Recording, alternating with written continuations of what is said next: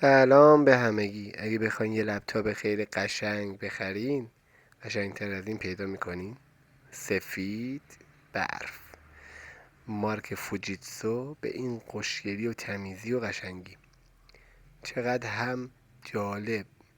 الان من داخلش هم که باز کردم دیدم تمام سفیده.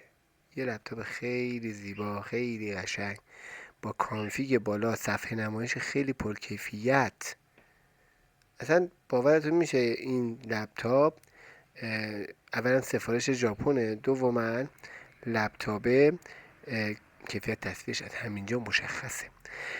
لپتاپ i7 نسل 6 HQ هست.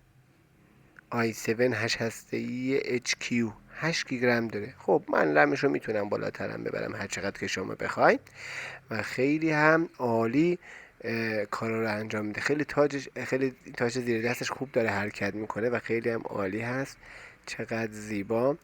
و هاردی که توش میذاریم 256 و با 256 گیگ 20 میلیون و 500 بهتون میفروشیم. اما حالا من قیمت رو اینجا گفتم، نه این که دیگه همیشه به مطمئنن همین قیمت بمونه، چون نوسانات داریم بالا پایین میریم. هاردای SSD که توش میذاریم قیمتاش تغییر میکنه. خب 100% ما قیمت لپتاپمون به خاطر هارد SSD تغییر میکنه. این یکی رو دارم به این قیمت میدم بهتون. اگه هاردش هم خواستیم 512 کنین هم میتونم 512 بذارم بره بالاتر، رمش هم بیشتر کنیم بره بالاتر. کاملا اوکی. باتریش هم الان خیلی عالی و گرافیک اینتل داره به همین خوشگلی.